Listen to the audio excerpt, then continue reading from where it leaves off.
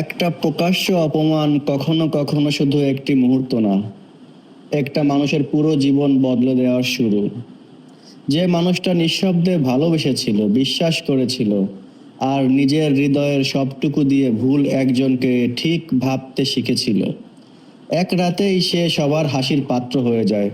কিন্তু সেখানেই গল্প শেষ হয় না, কারণ ভেঙে পড়ার বদলে সে হারিয়ে যায় চুপচাপ, কোনো ব্যাখ্যা ছাড়াই। আর সেই অদৃশ্য হয়ে যাওয়া একসময় সবচেয়ে বড় প্রশ্ন হয়ে ফিরে আসে। অন্যদিকে যাকে এতদিন দূর থেকে নিখুঁত মনে হতো, তার জীবনটাও ততটা সহজ ছিল না। অপমান, নীরব দূরত্ব, গোপন চাপ, ভুল সিদ্ধান্ত, অনুতাপ আর দেরিতে বুঝতে পারা সত্য, সব মিলিয়ে গল্পটা ধীরে ধীরে শুধু ভালোবাসার না, আত্মমর্যাদা বদলে যাওয়া আর হারিয়ে যাওয়ার পর কে কাকে সত্যিকারের ভালোবাসে, সত্যিকারের অনুভব করে, সেই হিসাবের গল্প হয়ে ওঠে। শুরুতে যা শুধু প্রত্যাখ্যান মনে হয়, শেষ পর্যন্ত তা রূপ নেয় এমন এক টানাপোড়েনে যেখান থেকে চোখ ফেরানো কঠিন। আমরা আজকে আমাদের গল্পের দ্বিতীয় অংশ শুরু করব। মাস কয়েক পরে পরিচিতদের কাছে শুনলাম মেহেরিন নাকি আড়াল থেকে আমার খবর নিতে শুরু করেছে। সরাসরি না, ঘুরিয়ে, সাবধানে। আর একদিন সায়েম, যে তার সামাজিক বৃত্তেরই লোক, আমাকে আলাদা করে ডেকে বলল, ও বদলে গেছে রিফাত, তুই সরে যাওয়ার পর থেকে। আমি ঠান্ডা গলায় বলেছিলাম, ভালো, একটু হলেও বুঝুক। সায়েম মাথা নেড়ে বলেছিল, আমি তোকে কিছু করতে বলছি না, শুধু বলছি তুই যা করছিস সেটা ওকে খুব জোরে লেগেছে। আমি সেদিন প্রথম বুঝলাম আমার নীরবতাটা শুধু দূরত্ব না, এটা একটা নীরব প্রতিশোধ। আমি মেহেরিনকে কষ্ট দেইনি, প্রকাশ্যে ছোট করিনি, শুধু এমনভাবে সরে গেছি যেন সে আমার জীবনে কোনো গুরুত্বই রাখে না। আর মেহেরিনের মতো একজন মানুষের জন্য, যে সবসময় মনোযোগের কেন্দ্রে থেকেছে, এই নীরব উপেক্ষাটাই হয়তো তার সবচেয়ে গভীর আঘাত। তবু তাতেও শান্তি ছিল না, কারণ আমার ভেতরের এক কোণে এখনো সেই মেয়েটার স্মৃতি বেঁচে ছিল, যাকে আমি সত্যি সত্যি অনেক ভালোবেসেছিলাম। আর তারপর একসময় আমি খেয়াল করলাম, মেহেরিনকে আমি বারবার দেখতে পাচ্ছি, লাইব্রেরির কাছে, সকালের কফির দোকানে, ক্যাম্পাস জিমের আশেপাশে। সে কখনো সরাসরি আমার কাছে আসে না, শুধু এমন জায়গায় দাঁড়িয়ে থাকে যেখানে আমাকে দেখবে আর আমি তাকে দেখব। আমি হেডফোন কানে দিয়ে হেঁটে যাই, চোখ সামনে রাখি, তবু তার উপস্থিতি আমার গায়ে কাটার মতো বিঁধতে থাকে। কারণ আমি জানতাম না সে কি বলতে চায়। আর তার চেয়েও ভয়ঙ্কর কথা হলো, আমার একটা অংশ এখনো সেটা শুনতে চেয়েছিল। এক সন্ধ্যায় লাইব্রেরি থেকে ফিরে ব্যাগ খুলতেই একটা ভাঁজ করা কাগজ পেলাম। কে কখন ঢুকিয়েছে বুঝতেই পারিনি। দামি কাগজ, পরিচ্ছন্ন লেখা, এক নজরেই বুঝে গেলাম মেহেরিনের। চিঠিটা ছোট ছিল, কথাগুলো খুব জটিল না। সে লিখেছিল, আমি তার সঙ্গে কথা বলতে চাই না, সে সেটা বোঝে। সে ভুল করেছে, ভয়ঙ্কর ভুল। সেই রাতের পর থেকে প্রতিদিন সে এর জন্য পুড়ছে। আর যদি পারি তাকে একবার অন্তত ব্যাখ্যা করার সুযোগ দেই। আমি অনেকক্ষণ চিঠিটার দিকে তাকিয়েছিলাম। আমার এক অংশ সেটা সঙ্গে সঙ্গে ছিঁড়ে ফেলতে চাইছিল, কিন্তু অন্য অংশটা এত সহজ যে কঠিন হতে পারছিল না। মনে হচ্ছিল, যদি সে সত্যি অনুতপ্ত হয়, যদি আমি পুরোটা না জেনে নিজেকে পাথর বানিয়ে ফেলি। তারপরই সেই রাতটা চোখের সামনে ভেসে উঠল, মাইক্রোফোন, হাসি, ভিড়ের কৌতুক। নিজের অবস্থান জানা উচিত তোমার রিফাত। আমি চিঠিটা ময়লার ঝুড়িতে ছিঁড়ে ফেলে দিলাম। পরদিন অচেনা এক নাম্বার থেকে একটা বার্তা এলো, একবার কথা বলো, তুমি পুরো ঘটনাটা জানো না। আমি উত্তর দেইনি, কিন্তু বার্তাটা মাথা থেকে সরল না। যত আমি নিজেকে বদলাতে চাইছিলাম ততই বুঝতে পারছিলাম গল্পটা এখনো শেষ হয়নি। মেহেরিন চুপ করে হারিয়ে যাবে না, সে কিছু বলতে চায়। আর আমি সেটা শুনতে চাই কি না, সেই যুদ্ধটাই আমার ভিতর থেকে আমাকে ক্লান্ত করে দিচ্ছিল। সেই সময়টায় আমি আরো বেশি কাজ করতে শুরু করলাম, পড়াশোনা, দোকানের অতিরিক্ত শিফট, জিম, ভোরের ঘুমহীনতা। বন্ধুরাও বুঝতে পারছিল আমি আগের চেয়ে আরো বেশি চুপ হয়ে গেছি। তারপর এক রাতে দরজায় কড়া নাড়ল কেউ। খুলে দেখি তৃষা, মেহরিনের খুব কাছের বান্ধবী। তার মুখে অস্বস্তি, চোখে এমন একটা টান যেন অনেক ভেবে তারপর এসেছে। আমি দরজা বন্ধ করতে যাচ্ছিলাম কিন্তু সে থামিয়ে দিল। তোমার সাথে আমার কথা আছে, সে বলল। আমি ঠান্ডা গলায় বললাম, মেহরিনের ব্যাপারে হলে শোনার কোনো ইচ্ছা নেই। তৃষা ভেতরে ঢুকে দাঁড়ালো, তারপর সরাসরি বলল, মেহরিন ভেঙে পড়েছে রিফাত।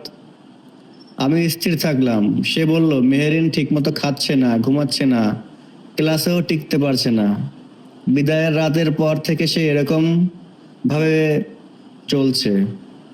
আর আমি সেটা শুনতে আচ্ছা আর আমি সেটা শুনে ভেতরে এক ফোঁটা নরমও হতে পারলাম না। আমি বললাম, যে মেয়ে আমাকে শত লোকের সামনে অপমান করলো সে এখন কষ্ট পাচ্ছে, এটাই কি বলতে এসেছো? তৃষা কিছুক্ষণ চুপ রইল, তারপর বলল, তুমি কি জানো সে কেন সেদিন ওটা করেছিল? আমি ভুরু কুঁচকে তাকালাম। তৃষা ধীরে ধীরে যে কথাটা বলল সেটা শুনে আমার শরীর ঠান্ডা হয়ে গেল। মেহরিনের বাবা আগেই জেনে গিয়েছিলেন আমি সেদিন তাকে সবার সামনে নিজের ভালোবাসার কথা জানাতে যাচ্ছি। কে বলেছিল জানা যায়নি, হয়তো তারই কোনো বন্ধু। আর তখন তিনি মেহরিনকে সোজা হুমকি দেন, যদি সে আমাকে প্রকাশ্যে এমনভাবে ফিরিয়ে না দেয় যাতে আমি কখনো তার কাছে যাওয়ার সাহস না করি, তাহলে তিনি তাকে সবকিছু থেকে ত্যায্য করবেন। টাকা, পরিবার, ভবিষ্যৎ সব। আমি কিছুক্ষণ কোনো কথা বলতে পারিনি। তৃষা বলল, মেহেরিন নাকি পার্টির আগেই আমাকে খুঁজে বের করার চেষ্টা করেছিল, চেয়েছিল আমি যেন না এগোই। কিন্তু সে পৌঁছানোর আগে আমি মঞ্চের সামনে চলে যাই, আর সামনে বসেছিল তার বাবা। সে ভয় পেয়ে যায়, আর ভয় পেয়ে সব থেকে খারাপ সিদ্ধান্তটাই সে নেয়। আমি ধীরে ধীরে বললাম, তাতে কি বদলায়? তাতে কি কোনো কিছু আসে যায়? তৃষা আমার দিকে তাকালো। আমি দাঁত চেপে বললাম, সে এখনো আমাকে বেছে নেয়নি, সে নিজের নিরাপত্তা বেছে নিয়েছে আমাকে ভেঙে দিয়ে। তৃষা চোখ নামিয়ে বলল, আমি তোমাকে তাকে ক্ষমা করতে বলছি না, শুধু সত্যিটা জানালাম। সে চলে যাওয়ার পর আমি অনেকক্ষণ চুপ করে বসেছিলাম। মনে হচ্ছিল এতদিন ধরে যে ছবিটা এঁকে রেখেছিলাম সেটা আবার ভাঙছে, শুধু অন্যভাবে। আমি মেহেরিনকে নিষ্ঠুর ভেবেছিলাম, এখন শুনছি সে ভয় পেয়েছিল, ফাঁদে পড়েছিল, কিন্তু তবু সিদ্ধান্তটা সেই নিয়েছিল। তার বাবার চাপ ছিল ঠিক, কিন্তু মাইক্রোফোনটা সেই হাতে নিয়েছিল। সেই সত্যিটা কোনো ব্যাখ্যায় মুছে যায় না। 3 দিন পর সবকিছু আবার বদলে গেল। সেদিন ক্লাস শেষে আমি ক্যাম্পাসের পাশের পার্কিং লট দিয়ে ফিরছিলাম। দূর থেকে তর্কের শব্দ ভেসে আসছিল। সাধারণত আমি এসব এড়িয়ে যাই, কিন্তু একটা গলা চিনে ফেললাম, মেহেরিনের। আমি একটু আড়ালে সরে দাঁড়ালাম। দেখলাম একটা কালো দামি গাড়ির পাশে দাঁড়িয়ে, সামনে মধ্যবয়সী একজন লোক, নিখুঁত ছুট পরা, ঠান্ডা মুখ। দূর থেকেও বোঝা যাচ্ছিল এই মানুষটার সামনে মেহেরিন ছোট হয়ে যাচ্ছে। ওটাই তার বাবা। লোকটার গলা ছিল ধারালো। আমি তোকে বলেছিলাম ওই ছেলের কাছ থেকে দূরে থাকতে, তিনি বললেন। আর তুই কি করছিস? এখনো তার পিছন পিছন ঘুরছিস। তুই নিজেকে আর এই পরিবারকে হাস্যকর বানাচ্ছিস। মেহরিনের গলা কাঁপছিল, তবু সে বলল, আমি ভুল করেছি। সে আমার জন্য সত্যি ছিল, আমাকে এটা ঠিক করতে হবে। লোকটা ঠান্ডা হেসে বলল, ওই ছেলে তোর যোগ্য না, কোনোদিনও হবে না। আমার মুঠো শক্ত হয়ে গেল। আমি আড়ালে দাঁড়িয়ে শুনছিলাম, কিন্তু কথাগুলো সোজা বুকের ভেতর ঢুকছিল। তারপর মেহরিনের গলা বদলে গেল, আরো দৃঢ়, আরো ভাঙা। আপনি ঠিক করতে পারেন না কে আমার জন্য যথেষ্ট, কে আমার জন্য যথেষ্ট না। রিফাত ভালো ছিল, সত্যি ছিল। ও আমাকে এমনভাবে সম্মান করেছে যেভাবে আর কেউ করেনি। আর আমি ওকে ধ্বংস করেছি কারণ আমি আপনার সামনে দাঁড়াতে ভয় পেয়েছিলাম। মেরিনের বাবা তখন আর কথা লুকালেন না। এই নাটক এখনই বন্ধ করো, না হলে তোকে পুরোপুরি পরিবার থেকে ত্যায্য করব। টাকা দেব না, সাহায্য করব না, পরিবার তো থাকবেই না। তোকে নিজের মতো বাঁচতে হবে। কয়েক সেকেন্ড চুপ থেকে মেহেরিন বলল, তাহলে তাই হোক। তার গলা কাঁপছিল কিন্তু সে পিছু হটেনি। লোকটা পকেট থেকে চেক বই বের করলো, একটা চেক ছিঁড়ে তার দিকে ছুঁড়ে দিল। এই শেষ, সে বলল। দেখি তোর বিধের নীতিবোধ তোকে কত দূর নিয়ে যায়। তারপর লোকটা গাড়িতে উঠে চলে গেল। মেহেরিন একা দাঁড়িয়ে রইল। তার কাঁধ কাঁপছিল, হাত দুটো মুঠো হয়ে যাচ্ছিল। আমি আড়াল থেকে দেখছিলাম। আমার এক অংশ বলছিল এটাই তার সিদ্ধান্তের ফল, তাকে একা দাঁড়িয়ে থাকতে দাও, কিন্তু অন্য অংশ চুপ ছিল না। ঠিক তখনই আরেকজন এলো, রায়হান। ক্যাম্পাসের ধনী, আত্মবিশ্বাসী, সবসময় আলোচনায় থাকা ছেলে। দামি গাড়ি, ঝকঝকে পোশাক আর সবকিছু খুব সহজে পেয়ে যাওয়ার অভ্যাস। সে এসে মেহেরিনের কাঁধে হাত রাখলো। আমি সব দেখেছি, সে নরম গলায় বলল, তুমি ঠিক আছো? মেহেরিন মুখ তুলে তাকালো, তার চোখে ক্লান্তি আর অসহায়তা মিশে আছে। রায়হান আরো কাছে এগিয়ে এলো। চলো, সে বলল, তোমাকে এখন একা থাকতে হবে না। আমি দেখলাম সে মেহেরিনকে নিজের গাড়ির দিকে নিয়ে গেল। সেই দৃশ্যটা আমার ভালো লাগলো না, কারণ রায়হানকে আমি চিনি। সে এমন মানুষ না যে নিঃস্বার্থভাবে কারো ভাঙা সময়ে পাশে দাঁড়ায়। পরের কয়েকদিনে ওদের আরো দেখতে শুরু করলাম, ক্যাফেটেরিয়ায়, ক্লাসের সামনে, করিডোরে।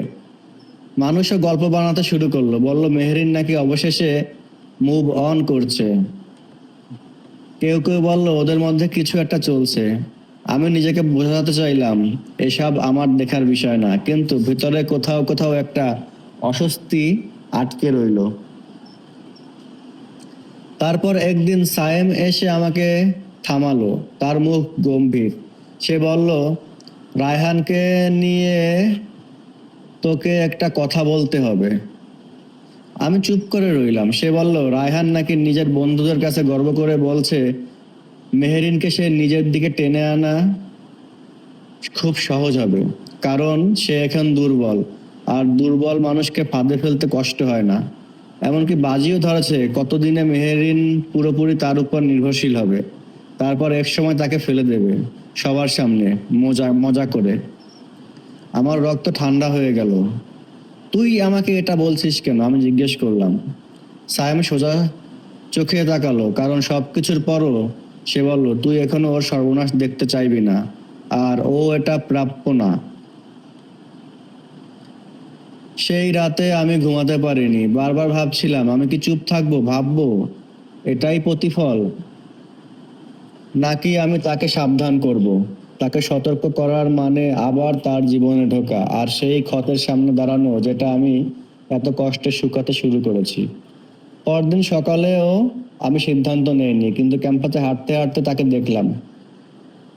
একটা বেঞ্চে একা বসে আছে, ফোনের স্ক্রিনের দিকে তাকিয়ে, চোখের নিচে ক্লান্তির ছাপ, মুখে ভাঙা শূন্যতা। আগের সেই আত্মবিশ্বাসী মেহেরিনের সঙ্গে মিল নেই। আমি থেমে গেলাম।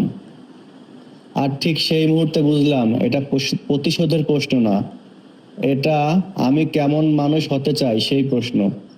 আমি ধীরে ধীরে তার দিকে হাঁটলাম। সে মুখ তুলে আমাকে দেখে জমে গেল, চোখ বড় বড় হয়ে উঠল। রিফাত, তার ঠোঁট কাঁপলো। আমি অস্থির গলায় বললাম, আমাদের কথা বলতে হবে। সে এমনভাবে তাকিয়ে রইল যেন মৃত কেউ হঠাৎ সামনে এসে দাঁড়িয়েছে। কয়েক সেকেন্ড সে কোনো কথা বলল না। চারপাশে ক্যাম্পাসের স্বাভাবিক শব্দ চলছিল, মানুষ হাঁটছে, হাসছে, ফোনে কথা বলছে, কিন্তু আমাদের দুজনের মাঝে যেন আলাদা একটা নীরব বৃত্ত তৈরি হয়েছিল। মেহেরিন খুব আস্তে বলল, আমি ভাবিনি তুমি আর কোনোদিন আমার সঙ্গে কথা বলবে। আমি তার পাশে বসলাম, কিন্তু দূরত্ব বজায় রেখে। তারপর বললাম, আমি এখানে ফিরতে আসিনি, আমি তোমাকে সতর্ক করতে এসেছি।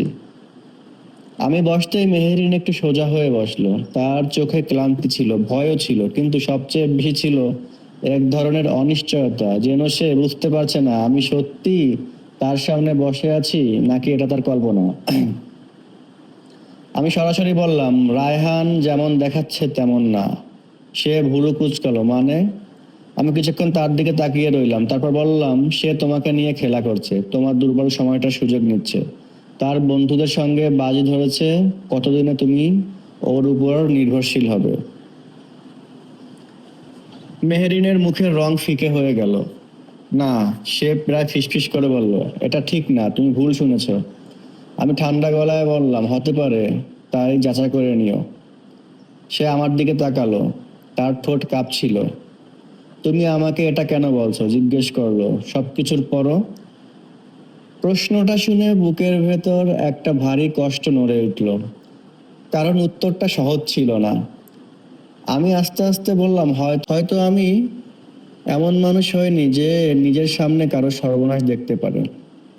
সে কিছু বলল না, চোখ নামিয়ে ফেলল। তারপর অনেকক্ষণ পর খুব নিচু গলায় বলল, তুমি আমাকে সব জায়গা থেকে সরিয়ে দিয়েছিলে, এমন ভাবে যেন আমি কোনোদিনই ছিলাম না। আমি তীক্ষ্ণ গলায় বললাম, কারণ তুমি আমাকে সবার সামনে এমন ভাবে ভেঙেছিলে যেন আমি আর কোনোদিন মানুষ ছিলাম না। কথাটা শুনে সে কেঁপে উঠল, মুখ তুলল না, শুধু বলল, জানি। আমি চুপ করে রইলাম। সে বলল, আমি অজুহাত দিচ্ছি না, আমি যা করেছি তার কোনো সাফাই নেই। আমি শুধু সেদিন ভয় পেয়েছিলাম। সারা জীবন আমি অন্যের সিদ্ধান্ত বেঁচেছি, বাবার, মায়ের, সমাজের। আর সেই রাতে যখন তিনি বললেন, তোমাকে অপমান না করলে সব শেষ, আমি ভেঙে পড়েছিলাম। আমি নিজেকে বাঁচাতে গিয়ে তোমাকে শেষ করে দিয়েছিলাম। তার গলা কেটে যাচ্ছিল। আমি প্রতিদিন সেটা মনে করি রিফাত, প্রতিদিন। আমি তার দিকে তাকিয়ে রইলাম। তার কষ্ট দেখেও আমার ভেতরের ক্ষত হালকা হলো না, শুধু আরো জটিল হয়ে গেল। কারণ যাকে আমি এতদিন নিছক নিষ্ঠুর ভেবেছি, সে এখন আমার সামনে বসে নিজের ভেতরের ভাঙা জায়গাগুলো খুলে দিচ্ছে। তবু সত্যিটা বদলায় না। আমি ধীরে ধীরে বললাম, সবচেয়ে কষ্ট কি ছিল জানো? সে মাথা তুলল না। আমি বললাম, ভিডিও না, হাসি না, অপমানও না। সবচেয়ে কষ্ট ছিল এটা, আমি যাকে সত্যি ভালোবেসেছিলাম সে হয়তো তুমি ছিলে না। আমি আমার মাথায় তোমার একটা ছবি বানিয়েছিলাম, আর তুমি এক মুহূর্তে সেই ছবিটা চূর্ণ করে দিয়েছিলে। মেহেরিন এবার মুখ তুলে তাকালো, তার চোখ ভিজে। আমি ছিলাম, সে ভাঙা গলায় বলল, কমপক্ষে তোমার সঙ্গে যখন ছিলাম তখন ছিলাম। ওই অংশটা মিথ্যা ছিল না। আমি তার চোখে তাকিয়েছিলাম। ওই কথাটা শুনে বুকের ভেতর কোথাও পুরনো ব্যথা নড়ে উঠল, কিন্তু আমি সেটা মুখে আনলাম না। আমি বললাম, এখন সেগুলো জরুরি না, জরুরি হলো রায়হানকে নিয়ে তুমি সতর্ক থাকো। সে চোখ মুছে নিল। যদি তুমি সত্যি হও? সে বলল, আমি কিভাবে জানবো? প্রমাণ লাগবে। আমি বললাম, ওকে এমনভাবে কথা বলাতে হবে যাতে সে নিজেই সব স্বীকার করে। সে থমকে গেল। তুমি আমাকে সাহায্য করবে? আমি সঙ্গে সঙ্গে উত্তর দিলাম না, কারণ এটাই ছিল সবচেয়ে কঠিন অংশ। আবার তার সঙ্গে জড়ানো, তার কণ্ঠস্বর, তার কাছাকাছি থাকা, তার উপস্থিতি, সবকিছু মেনে নেওয়া। না, এটা আমার জন্য সম্ভব হবে না। আমি অনেক কষ্টে নিজেকে সরিয়েছি। আবার সেখানে পা রাখা মানে পুরনো ঘায়ে হাত দেওয়া। মেহেরিন খুব ধীরে ধীরে বলল, আমার আর কেউ নেই। আমি তাকালাম। সে ফাঁকা গলায় বলল, বাড়িতে আমি একা, বন্ধুরা দূরে সরে গেছে, যাদের সত্যি ভেবেছিলাম তারা কেউই সত্যি না। যদি তুমি যা বলছো সেটা ঠিক হয়, তাহলে আমি আবারও ভুল মানুষের উপর ভর করছি। তার চোখে তখন আর মর্যাদার দূরত্ব নেই, শুধু ক্লান্তি। আমি সেই দৃষ্টি চিনতাম, অনেক আগে লাইব্রেরির এক সন্ধ্যায় প্রথম দেখেছিলাম। হয়তো সেই কারণেই আমি শেষ পর্যন্ত না বলতে পারলাম না। আমি ধীরে ধীরে বললাম, ঠিক আছে, কিন্তু এটা শেষ হলেই আমরা আবার আলাদা হয়ে যাব। সে সঙ্গে সঙ্গে মাথা নেড়ে সম্মতি দিল। তার মুখ তার মুখে এক মুহূর্তের জন্য স্বস্তি নেমে এলো। ধন্যবাদ, সে ফিসফিস করে বলল। আমি ঠান্ডা গলায় বললাম, এখনো না। পরদিন আমরা পরিকল্পনা করলাম জায়গা হবে বিশ্ববিদ্যালয়ের লাইব্রেরির একান্ত গবেষণা কক্ষ। ছোট্ট নিরিবিলি, ভিতরের কি হচ্ছে বাইরে থেকে বোঝা যায় না। মেহরিন রায়হানকে সেখানে রাখবে এমন ভঙ্গিতে যেন সে এখনো পুরোপুরি তার উপর নির্ভর করতে শুরু করেছে। আমি কাছেই থাকবো। একটা ছোট রেকর্ডিং যন্ত্রের ব্যবস্থা করলাম, সাংবাদিকতা ক্লাবের এক বন্ধুর কাছ থেকে নিয়ে। খুব চোখে পড়ে না, কাপড়ের ভেতর লুকিয়ে রাখা যায়। মেহেরিন যন্ত্রটা হাতে নিয়ে কিছুক্ষণ তাকিয়ে থাকলো। তার আঙুল কাঁপছিল। আমি বললাম, নার্ভাস হওয়া স্বাভাবিক। সে তিক্ত হেসে বলল, আমি ভেবেছিলাম আমি মানুষের মুখ পড়তে পারি, এখন বুঝেছি আমি নিজেকেই এখনো পড়তে পারিনি। আমি কোনো উত্তর দিলাম না। এরপর শুধু প্রয়োজনীয় কথাগুলো বললাম, কিভাবে তাকে প্রশ্ন করতে হবে, কিভাবে সরাসরি না গিয়ে কথা ঘুরিয়ে আনতে হবে, কিভাবে তাকে আরামদায়ক জায়গায় নিয়ে যেতে হবে যাতে সে নিজেই মুখ ফসকে সব বলে ফেলে। মেহেরিন চুপচাপ শুনতেছিল, একবারও বাড়তি কথা বলল না। তবু আমরা যখন লাইব্রেরি থেকে বের হলাম, পাশাপাশি হাঁটার সময় অদ্ভুত নীরবতা নেমে এসেছিল। এক সময় যে নীরবতা ছিল স্বস্তির, আজ সেটাই অনেক ভারী।